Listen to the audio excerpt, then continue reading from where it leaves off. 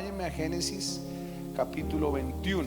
Vamos a leer del versículo 1 al versículo 7. Estamos en el mes de conquistar nuestra familia. El Señor nos habló que estamos en una temporada de conquista, pero este mes estamos haciendo énfasis en conquista, pero en la familia. Celebran hoy muchas personas el Día del Amor y la Amistad, y por supuesto que las relaciones son muy importantes.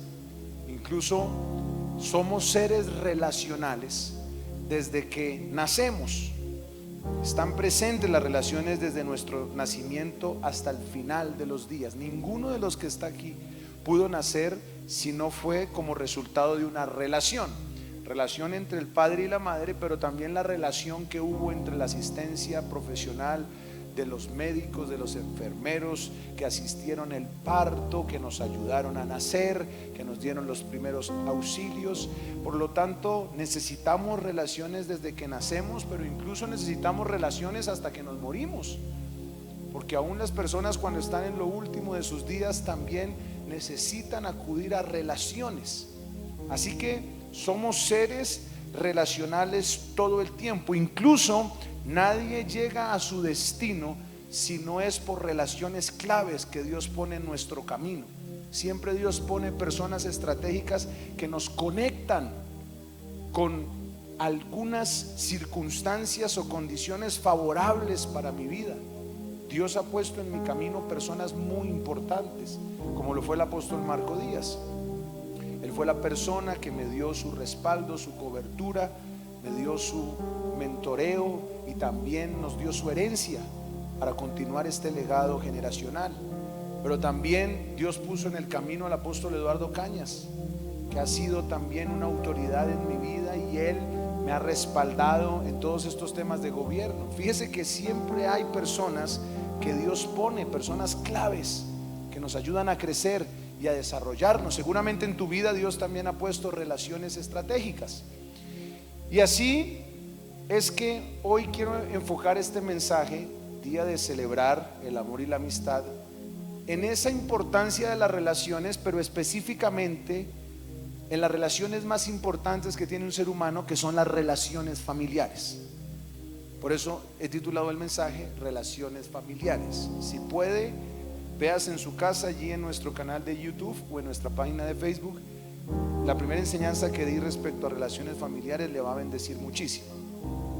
Pero esta enseñanza que traigo en este día tiene que ver con el ejemplo de un hombre de Dios que sirvió como instrumento para bendecir muchas familias en la tierra, como lo fue Abraham. Abraham tiene experiencias y lecciones profundas que nos sirven a nosotros los creyentes para tener relaciones sanas en la familia. Y es que si bien es cierto que las relaciones son importantes y son necesarias, las relaciones determinan también el fruto de lo que hacemos. Fíjese que en una relación debe haber una condición que permite que el fruto sea mayor. Y esa condición que permite que el fruto sea mayor es la intimidad. Y aquí en el capítulo 21 de Génesis, la palabra describe un momento donde por fin Abraham puede tener el cumplimiento de esa promesa que tanto estaba esperando. ¿Cuál era esa promesa que Abraham estaba esperando? Su hijo. Dios se le había manifestado en el capítulo 12 y le había dicho: Abraham, sal de tu tierra y de tu parentela a la tierra que te mostraré. Bendeciré a los que te bendigan, maldeciré a los que te maldigan, y en ti serán benditas todas las familias de la tierra. A los 75 años Abraham recibe la promesa. Pasaron 15 años, nada que sucedía. Pasaron otros 20 años, nada que sucedía. Al final, a los 100 años entonces, Dios cumple esa promesa. ¿Sabes algo? No importa cuántos años lleves esperando el cumplimiento de lo que Dios te habló, porque si Dios lo dijo, Dios lo hará. Y cuando Dios lo da, allí se necesita, escucha esto, que entre Abraham y Sara hubiese algo que tiene que haber en nuestras relaciones familiares, y es intimidad. Seguramente Sara, como lo describe el apóstol Pablo en la carta a los Romanos, ya no creía que podía recibir esa promesa, porque ya habían pasado muchos años, porque sus condiciones físicas no se lo permitían, su entorno no se lo permitía, ya lo había intentado muchas veces. ¿Sabes algo? Mientras meditaba en esta palabra, el Espíritu Santo me decía: si las familias fortalecen la relación íntima entre ellos, yo voy a dar a luz en las familias lo que por años estaban esperando. Tú y tu familia por años han estado esperando una respuesta de Dios. Incluso por años has estado esperando que todo eso que Dios algún día te dijo, Dios lo pueda cumplir, y no ha pasado. Y por supuesto que naturalmente eso causa frustración. Por supuesto que naturalmente eso causa tristeza, ver que todavía Dios no ha cumplido lo que un día prometió. Pero lo que el Espíritu me decía era esto: si las familias en este tiempo fortalecen la intimidad relacional, yo voy a dar a luz lo que han estado esperando por años. ¿Cuántos pueden creer eso? Muchas veces tenemos comunión pero no intimidad, y por eso es que hay dificultad en las relaciones entre padres e hijos. Por eso hay dificultad en las relaciones matrimoniales, porque hay comunión pero no hay intimidad. Y las relaciones, sobre todo en la familia, que es el primer escenario relacional, exige intimidad. Capítulo 21, versículo 1. Visitó Jehová a Sara como había dicho, e hizo Jehová con Sara como había hablado. Y Sara concibió y dio a Abraham un hijo en su vejez, en el tiempo que Dios le había dicho. Y llamó a Abraham el nombre de su hijo que le nació, que le dio a luz Sara, Isaac. Y circuncidó a Abraham a su hijo Isaac de 8 días, como Dios le había mandado. Y era Abraham, ¿de cuántos años había esperado? A los 75 le dio la promesa. Fíjese usted, dígale que está a su lado: Dios va a cumplir lo que nos habló. Y era Abraham de 100 años cuando nació su hijo Isaac. Entonces dijo Sara: Dios me ha hecho reír, y cualquiera que lo oyere se reirá conmigo. Y añadió: ¿quién dijera a Abraham que Sara habría de dar a mamar a hijos? Pues le he dado un hijo en su vejez. Fíjese usted cómo Dios cumplió. Fíjese usted cómo al final del camino Dios va a hacer lo que un día te dijo.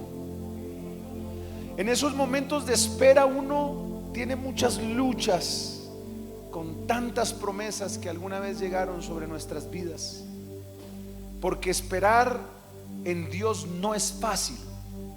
Ser fiel, seguir sirviendo, seguir haciendo su voluntad, más aún cuando no están las circunstancias como uno quisiese que estuviesen, no es fácil, pero sí es lo más seguro. Uno quisiera que las respuestas fueran más inmediatas, pero nunca podemos olvidar que en los tiempos Dios trabaja, en los tiempos de espera Dios procesa, en los tiempos de espera Dios forma el carácter, la madurez, nos hace crecer en la fe, para que en el momento que venga el cumplimiento de la promesa, el cumplimiento de la bendición, el carácter que ha formado en nosotros en el proceso y en la espera nos pueda sostener en el escenario de la bendición. Dios jamás te podrá llevar a un lugar donde tu carácter no te sostenga.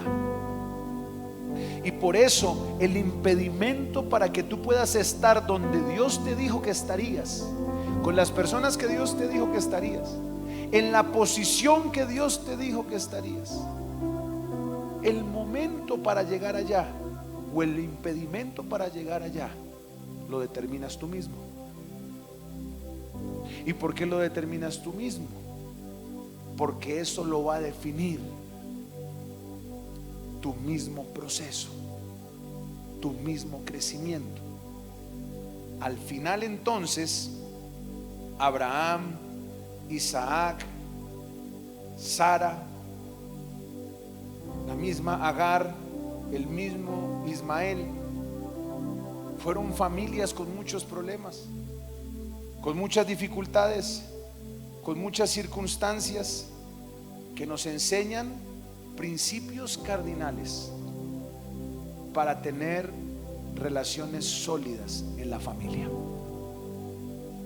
Si hay un patrón que yo veo en la palabra para ver cómo Dios cumple promesas en las familias bíblicas, fue cuando sus relaciones fueron relaciones sólidas. Déjeme explicarle esto un poco.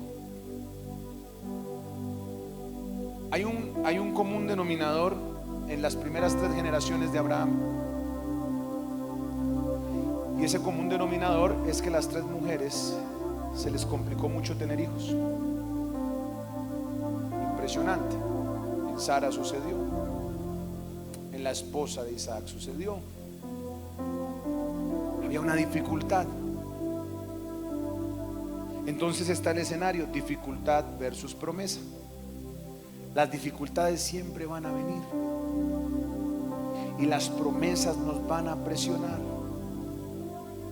Pero lo que quiero decirte en esta mañana es que esas promesas van a hacerse realidad cuando en tu familia haya solidez, estabilidad espiritual, emocional y financiera. Y eso es producto de la madurez que nace de los procesos de Dios. Y por eso lo primero que uno ve en estos versículos que acabamos de leer es que la base de la relación de tu familia que permitirá el cumplimiento de lo que Dios ha prometido es tu relación con Dios. Mire lo que dice el versículo 1: visitó Jehová a Sara como había dicho, e hizo Jehová con Sara como había hablado. ¿Por qué vino el cumplimiento de ese hijo? ¿Por qué se dio la respuesta al final del camino? Lo dice el versículo 1: porque visitó Jehová a Sara. Pero para que Jehová visitara a Sara había un requisito. Dios no habitaba donde no se sentía cómodo. Dios no habita en un lugar donde no le es honrado, donde no le es reconocido, donde no lo es adorado, donde no le es exaltado. Si la Biblia dice que la presencia de Dios visitó a Sara y esa visitación trajo cumplimiento, es porque en la casa de Abraham había una cultura de buscar la presencia de Dios. Si tú quieres tener relaciones familiares sólidas, lo primero que tienes que hacer es fortalecer el altar para que la presencia de Dios no visite tu casa, para que la presencia de Dios habite en tu casa, para que la presencia de Dios constantemente traiga fruto, para que la presencia de Dios te dé sabiduría, para que la presencia de Dios te traiga dirección, para que la presencia de Dios te traiga consejo. Ahí tenía que haber cumplimiento, porque en esa casa se adoraba, porque en esa casa se hacía sacrificio, porque a donde llegaba Abraham ahí él ponía una tienda, al lado de su tienda ponía un altar, y el altar era la forma como las familias expresaban su fe para que la presencia de Dios descendiera. En el altar se corregían los errores, en los altares se rendían vidas para agradar a Dios, en el altar se levantaba el incienso de adoración. El altar es un lugar donde la presencia de Dios habita a causa del sacrificio. Tu familia tendrá que ver cambios profundos al interior de las relaciones familiares si en esas casas hay presencia, hay adoración, hay palabra. He venido a declarar en esta mañana en el nombre de Cristo Jesús que a causa del altar que hay en tu casa, que a causa de la adoración continua que haces en las mañanas, que a causa de la meditación en la palabra, que es un hábito de vida en tu hogar, ahí viene una respuesta de lo que has esperado por años. Ahí viene una respuesta de una profecía que se soltó hace 15 años. En esa casa hay un altar que atrae a los hijos que se perdieron, que atrae a los hijos que están por fuera, que atrae a los hijos que quieren apartarse del camino. Mi padre un día se quiso apartar del camino, pero había un hombre llamado Marco Díaz que hacía altar, y el altar lo atrajo con lazos de amor. Yo quiero decirte algo, mamá, papá, que me estás escuchando. Tú crees que tu hijo se apartó, pero mientras hagas altar, los lazos de amor se tenderán para atraerlo, aún con procesos difíciles, aún con procesos de quebranto, aún con procesos de prueba. Donde hay altar hay cumplimiento. No pares de hacer altar, porque la base de la relación con tu familia es tu relación con Dios. Mi papá nunca me obligó a ir a la iglesia, pero él hacía altar. Mi papá nunca me obligó a congregarme, pero él hacía altar. Y ahora lo primero que ven mis hijos cuando ellos se levantan es que yo estoy de rodillas buscando la presencia de Dios. Y si hay algo que tiene que marcar la vida de nuestras generaciones, es que nosotros somos una generación de altar. Por eso cuando Isaac fue llevado al lugar del sacrificio por instrucción de Dios, que Dios le había dicho a Abraham: entrégame tu único hijo y ponlo allí en sacrificio y adórame con él. El muchacho, cuando llegó al escenario del sacrificio, le dijo: muy bien, papá, aquí está la leña, aquí está el cuchillo, hasta ahí todo va bien. Génesis capítulo 22 versículo 7. Mire la pregunta que hace el hijo. Mire esto tan importante. Entonces habló Isaac a Abraham su padre y dijo: Padre mío. Y él respondió: heme aquí. He aquí el fuego, check. Aquí está la leña, check. Mas ¿dónde está el cordero para el holocausto? Entonces el papá dijo, le iba a responder como Quinito, ¿no? Y el loco soy yo. Mire, la pregunta de Isaac muestra lo que había en su corazón. Algunos estudiosos dicen que estaba en su adolescencia, pero él tenía claro que era un altar, cuáles eran los elementos, para qué era el fuego, para qué era la leña y para qué era el cordero. Si hay algo que tienen que tener claras las generaciones, son los altares, son los sacrificios, es el ayuno, es la oración. Si hay algo que yo quiero marcar en esta generación, es que necesitamos ayunar, necesitamos orar, necesitamos buscar la presencia, necesitamos honrar la palabra, para que el día de mañana, cuando ellos caminen en un escenario de prueba, recuerden que desde que haya altar habrá respuesta de Dios. Dele fuerte ese aplauso al Señor. La base de la relación sólida en tu familia es tu relación con Dios. Una familia tendrá buena relación siempre y cuando en esa familia exista cultura de altar. Hace su mano al cielo y diga conmigo: en mi familia habrá cultura de altar. En mi familia habrá presencia de Dios. ¿Por qué es importante eso? Porque el altar es la garantía de que Dios te entregará la tierra que te prometió, de que poseerás con tu familia los territorios que Él hizo por pacto. En toda toda familia donde exista un altar, en los momentos de crisis habrá solución, en los momentos de conflicto habrá resolución, en los momentos de prueba habrá salida, en los momentos de escasez habrá provisión. Por eso en este momento, aunque el cordero era el hijo, por cuanto en los dos había entendimiento, Dios dijo: hay un escenario de prueba, pero Isaac sabe del altar y el papá sabe del altar. Entonces yo me voy a volver Jireh, la provisión para ellos. Si tu hijo tiene claro el altar y el papá tiene claro el altar, cuando no haya provisión, el ángel traerá lo necesario y mi Dios pues suplirá todo lo que te falte conforme a las riquezas en gloria. Familia, si en tu casa hay altar, vas a tener provisión. Yo empecé de ceros, yo no tenía sala, yo no tenía cama, yo no tenía nevera. Cuando iniciamos con mi esposa no teníamos nada, pero teníamos altar. El altar trajo la sala, el altar trajo la nevera, el altar trajo la provisión, el altar trajo el mercado, porque donde hay altar, ahí hay provisión. ¿Cuántos dicen amén? Número dos, segundo principio que me muestra la historia de las relaciones familiares de Abraham. ¿Qué fue lo primero que hizo Abraham con Isaac? Mira lo que dice la Biblia en el versículo 3, 21:3, Génesis 21:3. Y llamó a Abraham el nombre de su hijo que le nació, que le dio a luz Sara, Isaac. Versículo 4. Y circuncidó a Abraham a su hijo Isaac de 8 días, como Dios le había mandado. ¿Qué fue lo primero que hizo Abraham con Isaac? ¿Qué fue lo primero? Lo circuncidó.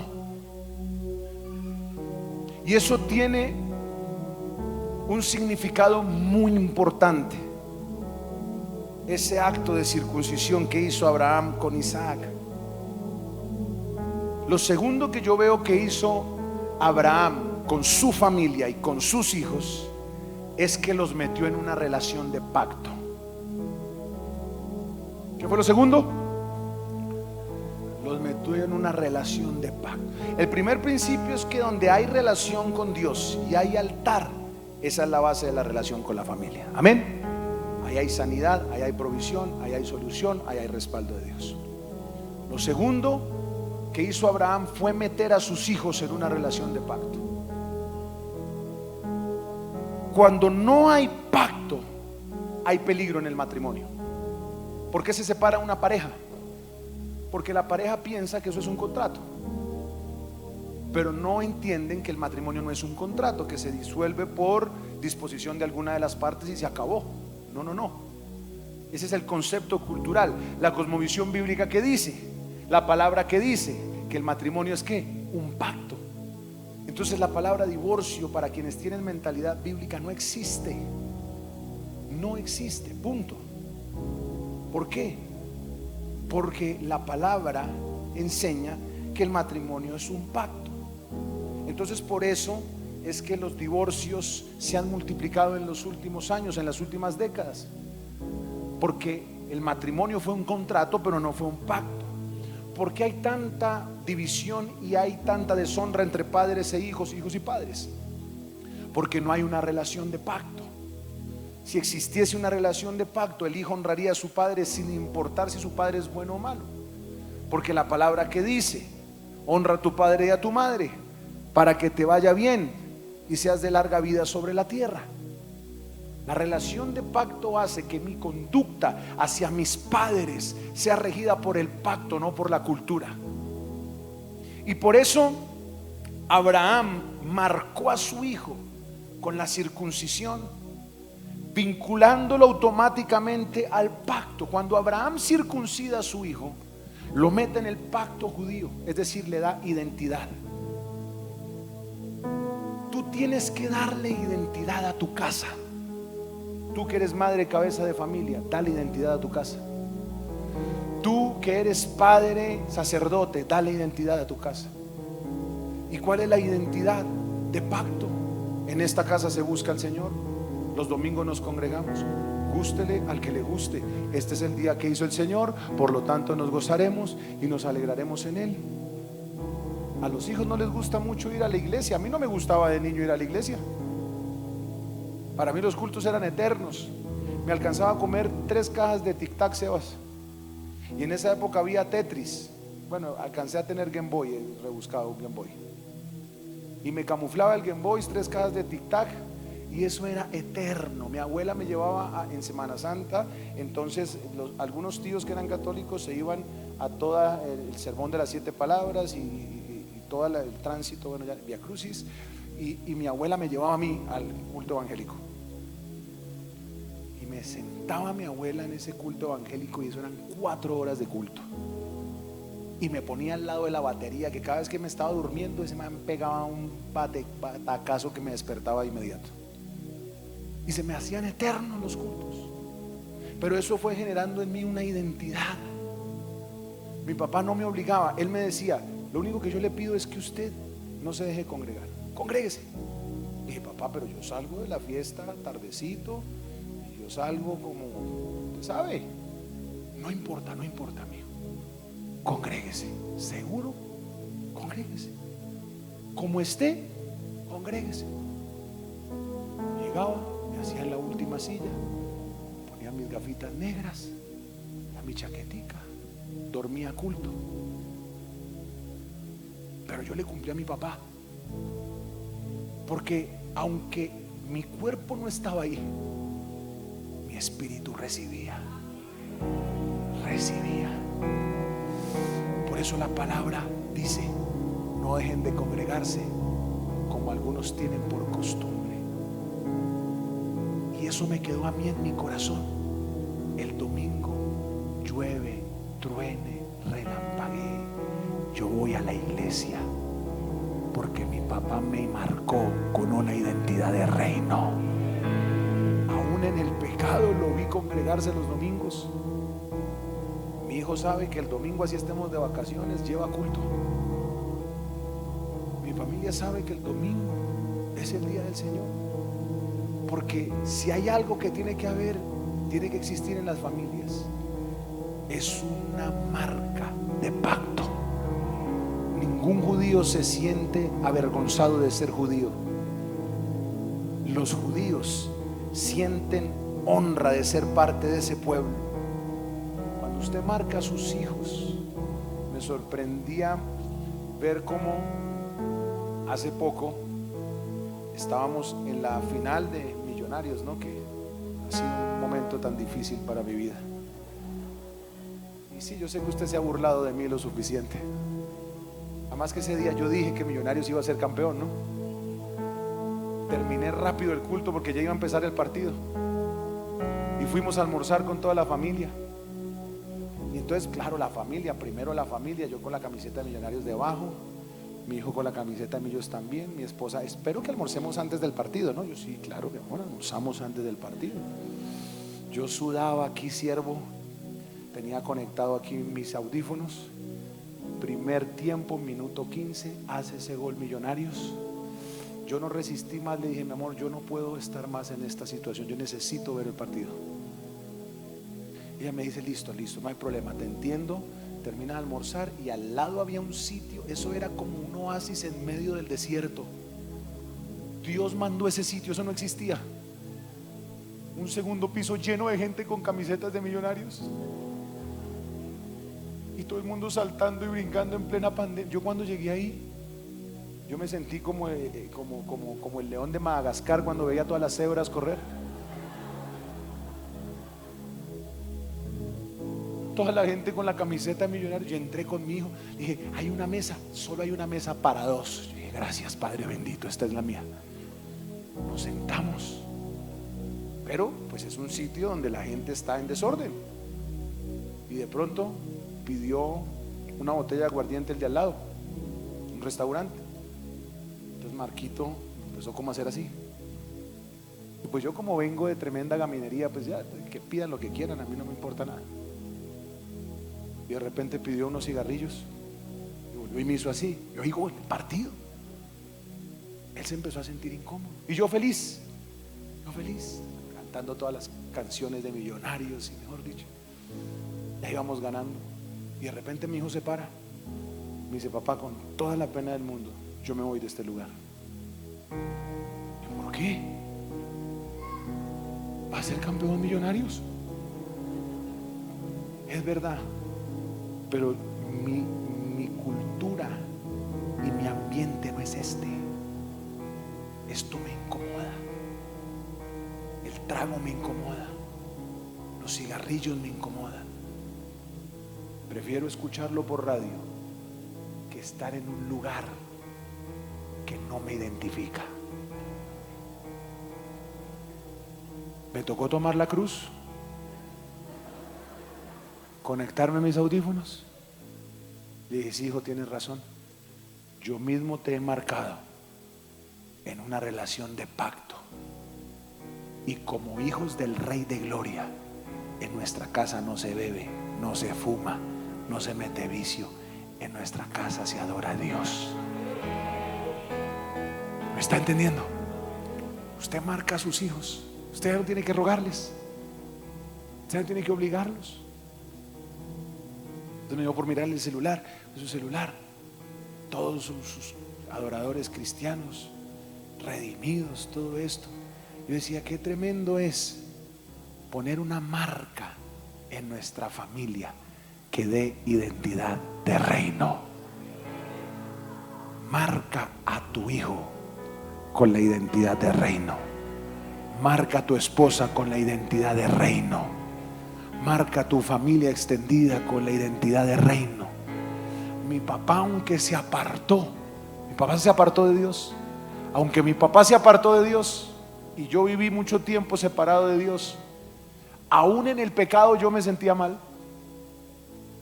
Yo llegaba a una taberna y me ponían Juan Luis Guerra. Y el mesero era evangélico. Me traía la pola, Dios le bendiga, hermano. Me perseguían por todo lado, hermano. Eso parecía un operativo del cielo.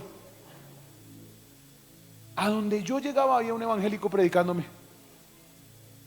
Hasta que el Espíritu Santo me dijo, aunque usted quiera irse al otro lado de la tierra, usted está tan marcado por su papá, que ora por usted todos los días, que llegará un día donde la presencia de Dios, sin que nadie le diga, lo va a regresar al lugar de origen, lo va a regresar al altar, y usted va a predicar la palabra, porque usted no nació para la calle, usted no nació para el vicio, usted no nació para el desorden, usted nació marcado por la sangre del Cordero para ser parte de una familia de reino.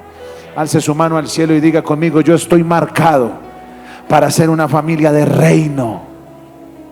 Lo segundo que hizo Abraham fue marcar a sus generaciones con identidad de reino. Y por último, se me acabó el tiempo. Ya Sandrita está que se quiebra los brazos allá haciéndome señas. Por último, Abraham no solo tenía altar, no solo marcó a sus generaciones con identidad de reino, sino que lo tercero que veo en Abraham es que él sabía pelear por su familia. Génesis 14. Génesis 14. Miren lo que dice Génesis 14. Versículo 14. Usted sabe que cuando Abraham salió, ¿con quién salió? Con la familia. Su llamado vincula a su familia. Punto. Eso es así. Cuando yo entendí eso, le entregué mi vida a Cristo. Empecé a predicar la palabra. Pues el apóstol Marco Díaz, que es nuestro patriarca, es pastor. Mi papá es pastor. ¿Yo qué voy a hacer? ¿Pastor? Punto. Eso no. ¿Para qué sigo yo inventando que es que voy a ser azafata o que voy a ser piloto? Que no invente. Dios hace un llamado generacional. Los judíos tienen claro eso. Ellos no hacen empresas para entregárselos a otros, ellos hacen empresas para entregárselas a sus hijos y a los hijos de sus hijos. Y todo lo construyen alineado al llamado y al propósito de Dios en sus vidas. Por eso son generaciones muy exitosas, porque las segundas generaciones ya no tienen que desgastarse en hacer lo que no tienen que hacer, simplemente en multiplicar y en ser mayordomos de lo que las generaciones pasadas ya les entregó. Hoy estamos aquí en este templo, ya se está convirtiendo en un auditorio, y vamos a comprar las otras casas, y vamos a hacer la iglesia de niños, y vamos a extendernos, pero porque el apóstol Marco Díaz dejó 60 años de ministerio aquí. Entonces yo no empiezo de cero, yo empiezo en sus hombros. Y cuando ya yo le entregue a mis hijos, no vamos a empezar de ceros con sus hijos. Vamos a empezar ¿desde dónde? Ellos van a empezar desde nuestros hombros. Y ya estará la iglesia del sur, y ya estará la iglesia de Suba, y ya se consolidarán las iglesias hijas del llano, y sus hijos las pastorearán, y sus hijos serán los que Dios va a darles provisión en abundancia para construir más templos. Y tendremos universidad y colegio, y tendremos empresarios, maestros, artistas, médicos, ingenieros, abogados, arquitectos. Tendremos radio, tendremos televisión, tendremos gente de gobierno. No tendremos que desgastarnos porque nuestra misma iglesia elegirá ediles, concejales, gobernadores, alcaldes, diputados. Eso es una iglesia de reino. ¿Están entendiendo? Pero eso pasa cuando tengo visión generacional. Pero lo tercero fue, Abraham peleó por su familia. Lot. Oyó Abraham que su pariente estaba prisionero. ¿Quién era Lot? Familia. Diga conmigo, debo pelear por mi familia. Y armó a sus criados, los nacidos en su casa, 318, y los siguió hasta Dan. Y cayó sobre ellos de noche, él y sus siervos, y les atacó y les fue siguiendo hasta Oba, al norte de Damasco. Y recobró todos los bienes, versículo 16, y también a Lot su pariente y sus bienes, y a las mujeres y demás gente. Mire, la familia es la institución más atacada que existe. Si hay algo que el infierno va a pelear, es la familia. Si hay algo que el infierno va a pelear, es su matrimonio. Si hay algo que el infierno va a pelear, es sus hijos. Por eso usted tiene que tener sabiduría. Sabiduría con los hijos, con el hijo rebelde, sabiduría con el hijo que está consagrado, sabiduría con la esposa, con el esposo. Sabiduría. Porque si usted no tiene sabiduría, más adelante va a tener que dar una lucha más intensa para recuperar su familia. Pero aún con la sabiduría, usted tiene que pelear por ella. Diga conmigo, voy a pelear por mi familia. Él se enteró que el sobrino loco, ¿no? Que siempre en toda familia hay un loco. Nosotros éramos los locos. Nosotros éramos los locos y pelearon por nosotros. Pero la palabra se cumple. Los últimos serán los primeros. Esas ovejas perdiditas, esas ovejas negras, terminan siendo los pastores de las iglesias. No me pregunte por qué, pero eso termina siendo así. Ahí tengo varias historias para no boletear a mi amigo, pero ya ustedes conocen a mi amigo. Ahí va a ser el relevo de la iglesia Manantial. Porque Dios tiene misericordia del que tiene misericordia. Punto. Y Dios se reserva a sus loquitos. Y los loquitos creen que están lejos. Uno cuando es loquito cree que uno hace lo que quiere. Uno cuando es loquito, está apartado de Dios, cree que uno se aparta. Yo les digo, también caerán.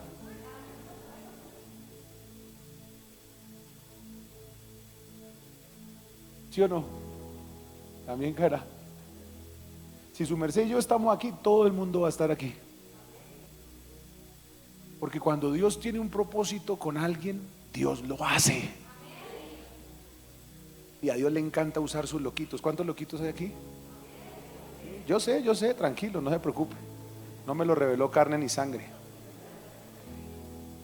Pero les digo, loquitos, ustedes serán los más usados en esta tierra colombiana. ¿Lo cree o no lo cree? Entonces él pudo dejar a su sobrino loquito allá. Allá se fue Lot, por terco, se escogió la tierra de avaro y se fue, y mire, allá se emparentó con toda la loquera. Y entonces se encendió esa ciudad, hasta la familia se le estaba quemando. Pero fue Abraham y se levantó en guerra y recuperó a Lot, a su esposa, a los hijos, a los bienes. Termino diciéndote esto: en estos últimos 3 meses peleemos por nuestra familia, peleemos por nuestros hijos, peleemos por nuestros tíos, peleemos por nuestros primos. Seamos estratégicos, invitémoslos a almorzar, compartamos con ellos, Eso sí, que ellos se conviertan a nosotros, no nosotros a ellos. Dice, pastor, es que ¿por qué no volvió siervo? No, me fui por mi primo y allá me quedé en la taberna.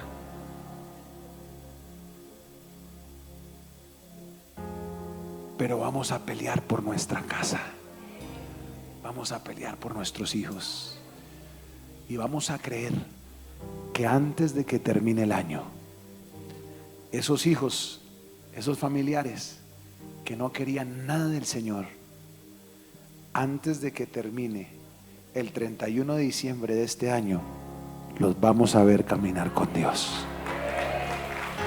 Póngase de pie. Hace sus brazos al cielo. 3 cosas llévese hoy. Número 1, la base de la relación con su familia es su relación con Dios. Número 2, tendrán relaciones familiares de reino si marcan con el pacto a sus familias. Y número 3, oiga bien, número 3, hay que pelear por nuestra familia con sabiduría, con estrategia. No se vuelva religioso, no. Sea sabio, sea prudente, vaya llevándolos, ore, haga altar, que Dios los va a tocar. Usted es el Abraham de su familia. En usted serán benditas las familias de la tierra.